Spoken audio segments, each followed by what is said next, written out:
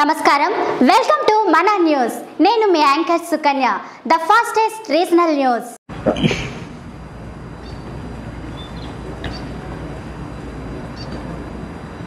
ఈ మధ్యన మళ్ళీ చంద్రబాబు నాయుడు గారి మాటలు వింటుంటే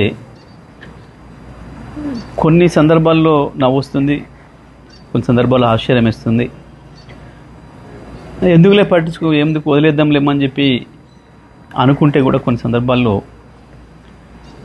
ఎందుకో తప్పకుండా మాట్లాడాల్సిన అవసరం ఉందని అనిపిస్తూ ఉంది. చంద్రబాబు నాయుడు వాస్తవానికి ఏది ఊరికనే మాట్లాడాడు, దాని వెనకాల ఏదో ఉంటుంది. తెలంగాణకు సంబంధించి, హైదరాబాద్ అభివృద్ధికి సంబంధించి చంద్రబాబు మాట్లాడే మాటలు చాలా హాస్యాస్పదంగా ఉంటాయి. కానీ దాంట్లో ఏదో మోసపూరితమైన విషయాలు కూడా ఉంటాయి. ఎందుకంటే ఆయన నిన్న మొన్న మాట్లాడింది, మహానాడులో మాట్లాడింది, అసలు అది తెలంగాణకి ఏమాత్రం సంబంధం లేని కార్యక్రమం అక్కడ.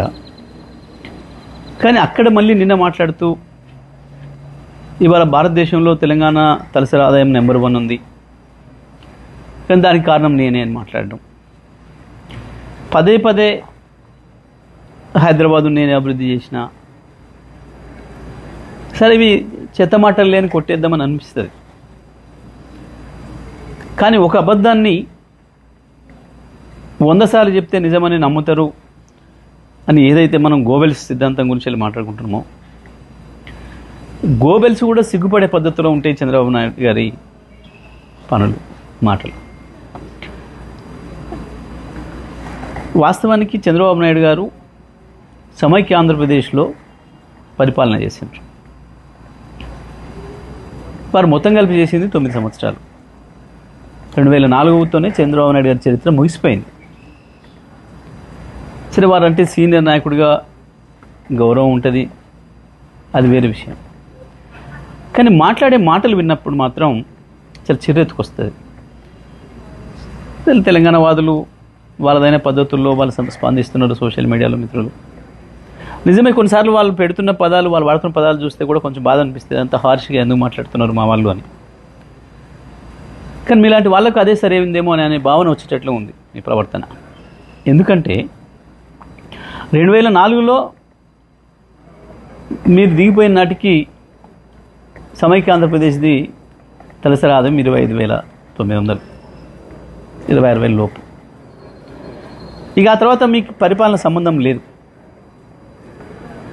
2014లో మీరు ఆంధ్రప్రదేశ్ని 5 సంవత్సరాలు పరిపాలించారు. కేసీఆర్ గారు తెలంగాణ పరిపాలించాడు 2014 నుంచి 23 వరకు. మొత్తం భారతదేశంలో ఏ రాష్ట్రంలో రానటువంటి యొక్క అభివృద్ధి ఒక్క తెలంగాణ రాష్ట్రంలోనే వచ్చింది. ఈ రంగం ఆ రంగం అని కాదు, ప్రతి రంగంలో అభివృద్ధిలో ఆకాశంలోకి దూసుకుపోయింది తెలంగాణ. 5 సంవత్సరాలు మీరు అక్కడ పనిచేసిండ్రు ఆంధ్రప్రదేశ్ ప్రత్యేక ఆంధ్రప్రదేశ్ ముఖ్యమంత్రిగా. అక్కడ పెరగలే ఆ పద్ధతుల్లో తలసరి ఆదాయం. ఒక తెలంగాణనే సమైక్య ఆంధ్రప్రదేశ్ నుంచి విడిపడ్డ నాడు కేవలం 1,12,000 తలసరి ఆదాయం ఉంటే ఇవాళ 3,60,000కి వచ్చింది, 3,70,000కి వచ్చింది దాదాపు. ఇవాళకి కూడా నీ ఆంధ్రప్రదేశ్ తలసరి ఆదాయం 2.5 లక్షలే. చంద్రబాబు నాయుడు గారు దీనికి సమాధానం చెప్పాలి. మీరు నిజంగా మీ పరిపాలన అంత గొప్పదే అయితే ఎందుకు మీరు ప్రత్యేకంగా పరిపాలించిన ఆంధ్రప్రదేశ్లో తలసరి ఆదాయాన్ని అభివృద్ధి చేయలేకపోయారు? ఆంధ్రప్రదేశ్ మీద మీకు ప్రేమ లేక కన్నా, ఎందుకు లేదు 4 రోజులు ఉండి వాడుకొని పారేసే రాష్ట్రం కదా, మళ్ళీ ఎట్లాగా హైదరాబాద్లోనే వచ్చి డెవలప్ అయ్యేది, హైదరాబాద్లో కదా ఉండేది అన్న భావనతోనే ఏమనుకోవాలి మిమ్మల్ని?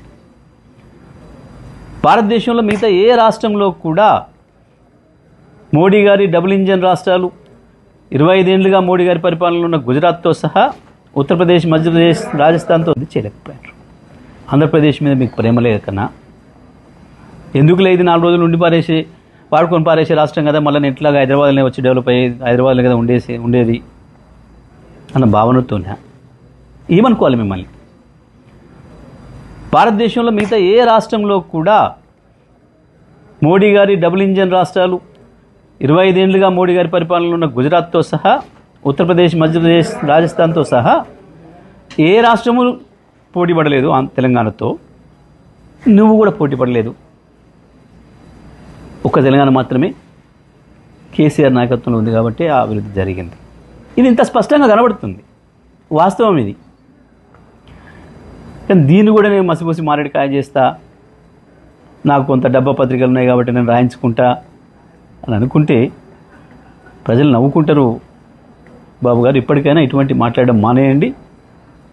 మీ రాష్ట్రం మీద మీరు దృష్టి పెట్టుకోండి, అది వేరే విషయం, మీరు ఏం చేసుకుంటారు అక్కడ. నిజమే, మీ మీద ఇంకో విమర్శ కూడా ఉంది. హైదరాబాద్ను ఇంత డెవలప్ చేసినా, నేను అభివృద్ధి చేసినా అన్న మీకు 5 సంవత్సరాలు ఆంధ్రప్రదేశ్ ప్రజలు అవకాశం ఇస్తే ఎందుకు ఒక్క సెక్రటేరియట్ బంగ్లా కట్టుకోలేకపోయినావు? ఏంటిది కారణం చెప్పండి. మోడీ గారి సపోర్ట్ ఉంది నీకు, వారే వచ్చి శంకుస్థాపన చేసిండ్రు. పక్క రాష్ట్రం కదా బాగుపడాలని కేసీఆర్ గారు కూడా వచ్చి మీకు ఆశీర్వాదం ఇచ్చి వచ్చిండ్రు. ఎందుకు కట్టుకోలేకపోయాను? అది తెలియదు. కానీ నేను హైదరాబాద్ను బాగు చేసిన, తెలంగాణ తలసరి ఆదాయం పెంచిన, ముందు ఆంధ్రప్రదేశ్ ప్రజలు అసహించుకుంటారు మీ మాటల్ని. దయచేసి ఇప్పటికైనా చంద్రబాబు గారు ఇట్లాంటి మాట్లాడడం మానుకొని వాస్తవాలను ఒప్పుకుంటే మంచిది. కేవలం కేసీఆర్ వల్ల మాత్రమే తెలంగాణ తలసరి ఆదాయం పెరిగిందనేది వాస్తవం. హైదరాబాద్ అభివృద్ధి ఏ ఒక్కరో నేను చేసినానంటే తెలివితక్కువతనం. హైదరాబాద్ అభివృద్ధిలో కేసీఆర్ కేటీఆర్ల కాంట్రిబ్యూషన్ ఎక్కువ ఉంటుంది. కానీ ఎప్పుడు చెప్పుకోలేదు గొప్పలు మేము. ఎందుకంటే హైదరాబాద్ వందల సంవత్సరాలుగా పెరుగుతూ వచ్చిన రాష్ట్రం. ఇక్కడ ఉండే లివబుల్ కండిషన్స్ అవి నిర్ణయిస్తాయి ఒక ప్రాంతం యొక్క అభివృద్ధిని.